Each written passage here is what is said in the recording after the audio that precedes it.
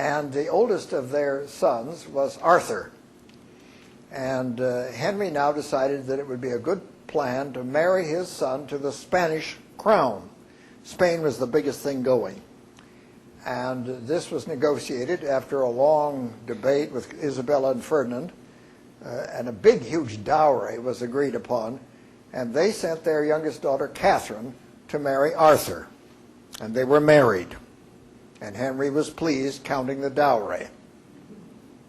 But a year later, Arthur died, bollocksing the whole thing.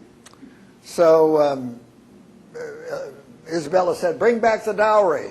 Also, you can send Catherine, too. But the dowry, Henry wasn't about to send the dowry back. In fact, he offered to marry Catherine himself. Isabella hit the fan because she said that, my God, he's old enough to be her father. And so that didn't work out. And they were still negotiating on this issue. It wasn't a done deal. Isabella died in the meantime. Ferdinand took up the lawsuit after that, and he and Henry had years and years it was in dispute. Arthur, Henry, and Margaret. And Henry, the second son, was now in line for the throne. And so, of course, he was elevated to be Henry VIII.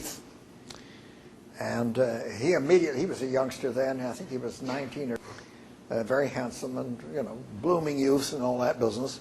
And he settled the marriage issue right away.